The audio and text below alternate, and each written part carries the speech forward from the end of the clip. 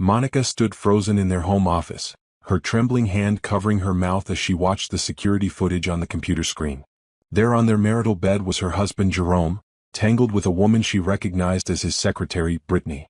The timestamp showed yesterday afternoon, when he claimed to be in a business meeting. The woman's red dress was thrown carelessly on the floor, the same dress Monica had complimented at the company picnic last month. Jerome's wedding ring sat on the nightstand, catching the light like a cruel joke. Her hand instinctively moved to her belly, where their fourth child grew. 4 months along and she hadn't even told him yet, wanting to surprise him on their anniversary next week. Their 3 daughters were downstairs doing homework, blissfully unaware that their world was about to shatter. The front door slammed. Jerome was home.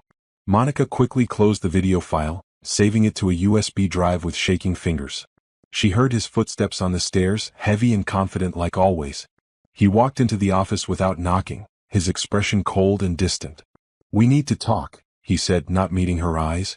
Monica noticed the way his jaw set, the same expression he wore when firing employees. "About what?" "I want a divorce." The words hung in the air like poison. "I've already talked to my lawyer. You need to take the girls and leave." "Leave?" Monica's voice cracked. "This is our home.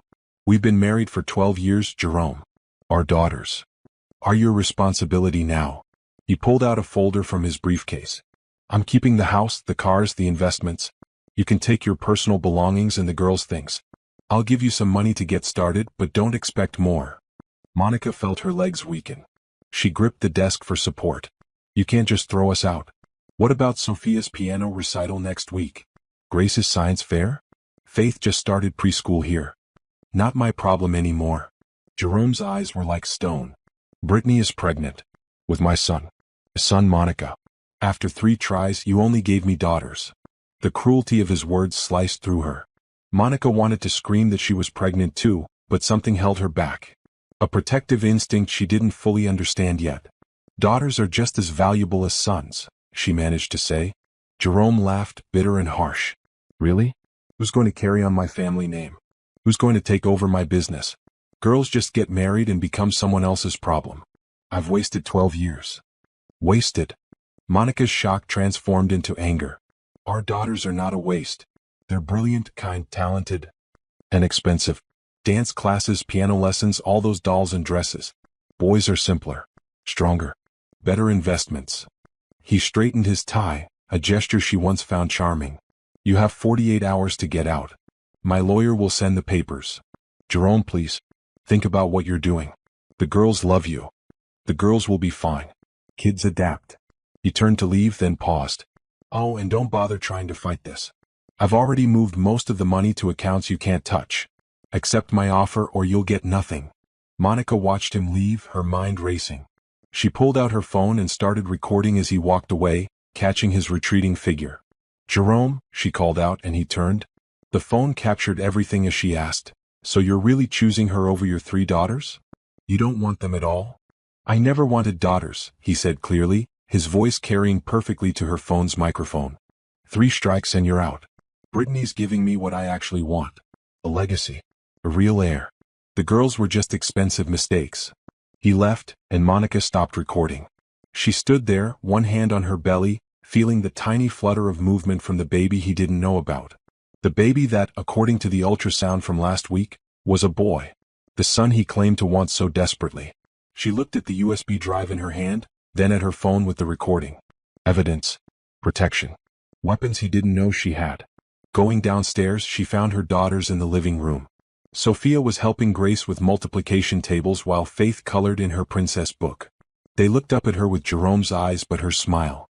"Mommy, is Daddy coming to my recital?" Sophia asked.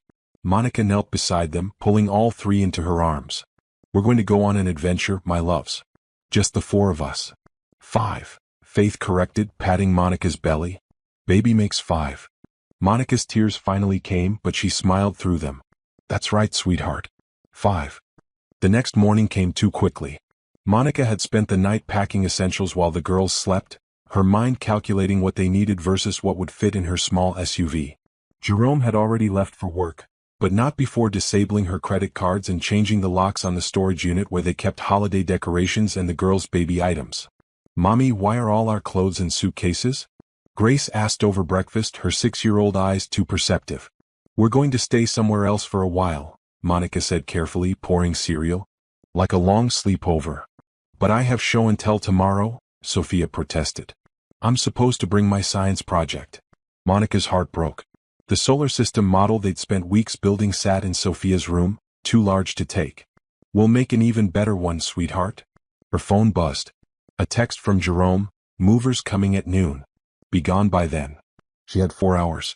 Monica moved through the house like a whirlwind, filling garbage bags with clothes and necessities. She grabbed important documents from the safe, birth certificates, social security cards, her degree that had been collecting dust. She found their photo albums and hesitated. Pictures of happier times when Jerome held baby Sophia with pride, when he taught Grace to ride her bike. Why's all of it? She took only one photo, her daughters at the beach last summer, laughing in the waves. Faith found her crying in the bathroom, trying to fit medicine and toiletries into a bag. Mommy sad? The 4-year-old asked, wrapping her small arms around Monica's leg. Mommy's just tired, baby. Monica lifted her daughter, inhaling the sweet scent of her strawberry shampoo. Can you help me pack your special toys? As they packed, Monica's phone rang constantly. Jerome's family, all telling her to be reasonable, to leave quietly, to think of the girl's reputation. Not one asked if they needed help or where they would go. At 11:30, Monica loaded the last bag into the car. The girls stood in the driveway, confused and scared. What about Princess Whiskers? Faith cried, remembering their cat. Daddy will take care of her, Monica lied. Jerome hated the cat.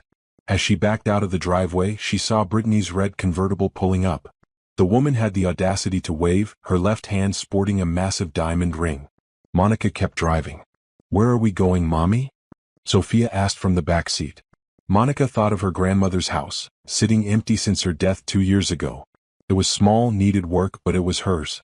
Jerome didn't know about it, she'd inherited it before they met and never put his name on the deed. We're going to Great-Grandma Rose's house, she said, trying to sound excited. Remember how much you loved visiting her? But it's old and creaky, Grace said. Then we'll make it new and beautiful, Monica replied, meeting their eyes in the rearview mirror. We're strong girls, aren't we? The strongest. Faith cheered, not understanding but feeding off her mother's determined energy. As they drove away from their gated community, Monica's phone buzzed with a bank alert. Jerome had deposited $50,000 into her personal account. His idea of generous. 12 years of marriage, 3 children, and he valued them at $50,000. She pulled into a gas station and saw a homeless woman with a cardboard sign. Abandoned by husband. 3 kids. Anything helps. Monica handed her a $20 bill, recognizing herself in the woman's desperate eyes. That could be her if she wasn't careful. Her phone rang. Jerome. You gone yet? His voice was impatient. We're out, Monica said flatly. Good. Don't try contacting me. I'll have my lawyer send support payments monthly. $5,000 should cover it. $5,000 for 3 children? It's more than generous. Brittany says. Monica hung up. She looked at her daughters in the back seat, then at her belly. She made a decision. Jerome would never know about this baby. This son he claimed to want so desperately would never know his father's rejection. She turned her phone to record. Girls, can you tell me how you're feeling right now? Confused, Sophia said honestly. Scared, Grace added. Hungry. Faith contributed, making her sisters laugh despite everything. And Daddy said we had to leave? Monica prompted gently. He said he doesn't live with us anymore, Sophia repeated what she'd overheard. He said he has a new family coming. Every word recorded. Every abandonment documented. Grandmother Rose's house sat on a quiet street in a working-class neighborhood, its paint peeling and garden overgrown. The contrast to their former mansion was stark. Monica watched her daughters' faces fall as they pulled into the cracked driveway. It looks haunted, Grace whispered. It looks like an adventure, Monica corrected, forcing enthusiasm into her voice. Come on, let's explore our new kingdom. The house smelled of dust and memories. 2 bedrooms, 1 bathroom, a kitchen that hadn't been updated since the 70s. But it was theirs. No mortgage, no Jerome, no threats. Monica set the girls to work making it feel like home while she assessed their situation. $50,000 seemed like a lot until she did the math. Private school for 3 girls. Food, clothes, utilities, medical bills. Her pregnancy. It would disappear fast. She needed a job. That night, after setting up sleeping bags in the larger bedroom for the girls, Monica sat at the old kitchen table with her laptop. Her resume was 12 years out of date. Before marrying Jerome, she'd been a programmer, good at it too. But technology had changed. Her skills were obsolete. "Mommy?" Sophia appeared in the doorway, rubbing her eyes. "I can't sleep. It's too quiet here." Monica pulled her eldest onto her lap. "I know, baby. Change is hard. Why doesn't Daddy want us anymore?" The question she'd been dreading. Monica chose her words carefully. "Sometimes adults make choices that don't make sense. But it's not about you. You're perfect exactly as you are." "Brittany is prettier than you," Sophia said quietly. "I heard Grandma Janet say so." Monica's anger flared, but she kept her voice gentle. "Pretty is just one thing a person can be. You know what's better? Being smart, kind, brave, loyal. You and your sisters have all of those things. Do you hate